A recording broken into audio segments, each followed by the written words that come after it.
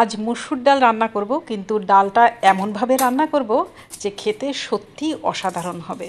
তো এই জন্য আমি ডাল নিচ্ছি এখানে এই বাটিটার হাফ বাটি। এই ডালগুলোকে আমি এখন পরিষ্কার জল দিয়ে খুব ভালো করে ডলে ডলে ধুয়ে নেব। এখন দুটো টিপস দিচ্ছি। এই প্রথমবার ডাল ধোয়া জলটা কিন্তু আপনি একটা কাজে লাগাতে পারেন, গাছে দিতে পারেন, এবং সেকেন্ড বার যখন ধোবেন সেই জলটা আপনি আপনার মুখ ধুতে পারেন, তাহলে কিন্তু স্কিন ঝকঝকে হবে। এই জলটাকেই মুখ ধোয়ার জন্য রেখে দেবো, তবে ডালে তো এখন পলিশ দেওয়া থাকে, তাই মুখটা কিন্তু আবার ঘন্টাখানিক পরে ফ্রেশ জল দিয়ে ধুতে হবে। এখন রূপচর্চার কথা থাক, রান্নার কথায় ফিরে আসি। আমি ডালটাকে বসিয়ে দিচ্ছি সেদ্ধ। যেহেতু আমি এটার হাফ বাটি ডাল নিয়েছি, তাই এটার ভর্তি এক বাটি জল দিলাম সেই ডাল সেদ্ধ হওয়ার জন্য। আর মাথায় রাখতে হবে যে মুসুর ডাল অবশ্যই গরম জলে দিতে হবে, তাই আমি জল আগে দিলাম প্রেশার কুকারে। ঠিক মতো প্রেশার কুকারে সেদ্ধ হলে না বেশি নরম হয় না, অনেকে ভয় পেয়ে যায়। এই যে আমি প্রথমে জল দিলাম, তারপরে দিলাম কাঁচামরিচ দুটো বা কাঁচা লঙ্কা। এখন আমরা যেরকম নুন খাই সেরকম আন্দাজে নুন দিলাম। এখন জলটা ভালো করে গরম হওয়া অবধি অপেক্ষা করতে হবে, তাই সেই জন্য যাতে তাড়াতাড়ি হয় ঢাকনাটা একটু ওপর থেকে দিয়ে দিলাম। জল গরম হয়ে গেছে, আমি ঢাকনা খুলে ফেলে ডালটা দিয়ে দিচ্ছি। আর প্রেশার কুকারে সিটি ওঠার সময় যাতে ছিটকে না পড়ে ডাল, সেই জন্য দিয়ে দিলাম একটু কাঁচা তেল। আর ডালে কিন্তু এই জন্য ফেনাও হবে না। এখন আমি ঢাকনাটা বন্ধ করে দিয়ে সিটি পড়ার জন্য ওয়েট করব। একটা মাত্র সিটি পড়েছে, আমি ওভেনটা বন্ধ করে দিচ্ছি যাতে আর সিটি না পড়ে, তাহলে বেশি নরম হয়ে যাবে। কিন্তু আপনা থেকে কুকার ঠান্ডা হয়ে গেলে আমি প্রেশার কুকারটা খুলে দেখছি ডালটা সেদ্ধ হলো কিনা। হ্যাঁ, খুব সুন্দর সেদ্ধ হয়ে গেছে, একেবারে একদম ঠিকঠাক সেদ্ধটা হয়েছে, বেশিও না কমও না, একদম ঠিক। এবার হাতার পিঠ দিয়ে একটু ঘষে দিলাম, অনেকে কাটা দেয়, আমার কাছে এই মুহূর্তে কাটা নেই। ওভেনটাকে আবার অন করে দিয়ে আমি বাদ বাকি প্রসেসিংটা শুরু করছি।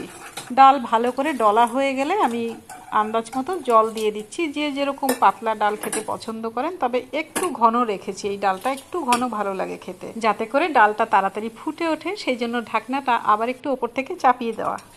ডাল ফুটতে শুরু করছে, এরকম অবস্থায় আমি দিয়ে দেব পাতলা করে কেটে রাখা টমেটো। এখানে একটা টমেটো নিয়েছি। নিজেদের আন্দাজ মতো গ্যাস বাঁচানোর জন্য একটু ঢাকা খোলা একটা মাঝে মাঝে করতেই হবে। টমেটোর টুকরোগুলো যাতে খুব ভালোভাবে সেদ্ধ হয়ে যায় সেই অবধি ওয়েট করতে হবে।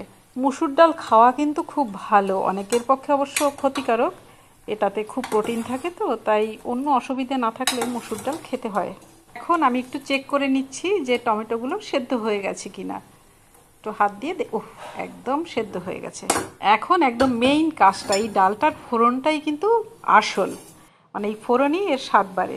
কড়াটা গরম হয়ে গেছে, আমি এখন দিয়ে দেব পরিমাণ মতো সর্ষের তেল। তবে তেলটা এই ডালের ক্ষেত্রে খুবই অল্প পরিমাণ লাগবে, তাই তেলটা একটু বুঝে শুনে দিতে হবে, তেল বেশি হলে কিন্তু খেতে ভালো হবে না।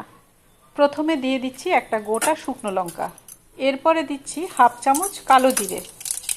এখন ফোড়নটা ভালো করে পেকে এলে দিয়ে দিচ্ছি কুচিয়ে কেটে রাখা পেঁয়াজ। এখানে একটা মাঝারি সাইজের পেঁয়াজ। এই পেঁয়াজ ভাজার মধ্যে আমি কিন্তু সামান্য পরিমাণ একটু নুন দিয়েছি, যাতে পেঁয়াজগুলো পুড়ে না যায়। আর তেল কিন্তু খুবই অল্প। পেঁয়াজগুলো বাদামি হয়ে গেছে ভেজে, আমি একটু হাতার পিঠ দিয়ে ডলে দিচ্ছি যাতে এর একটা সুগন্ধ বেরিয়ে ডালের সাথে মিশে যায়। এবারে ঢেলে দিচ্ছি ডাল। ডাল ফোড়নের একটা চমৎকার গন্ধ বেরিয়েছে। আমি তো আপনাদেরকে এটা দিতে পারছি না, কিন্তু আমি নিজে পাচ্ছি, খুবই সুন্দর একটা গন্ধ বেরিয়েছে। আর দুটো কাজ শুধু বাকি আছে, যাতে ডালের স্বাদ আরও বাড়বে। প্রায় হয়ে এসেছে। যারা মিষ্টি ভালোবাসেন তারা একটু চিনি দিতে পারেন এই সময়। আমি একটু ধনেপাতা দিয়েছি, আমি মসুর ডালে চিনি ব্যবহার করি না। আর একটা জিনিসও দেব, তবে ডালটা সেটা নামানোর পরে। আমি অফ করে দিলাম, ডালটা হয়ে গেছে। এখন আমি কড়ার থেকে ডালটাকে যেটাতে সার্ভ করব সেই বাটিতে ঢেলে নিলাম। এখন সেই পাতাটা দেব।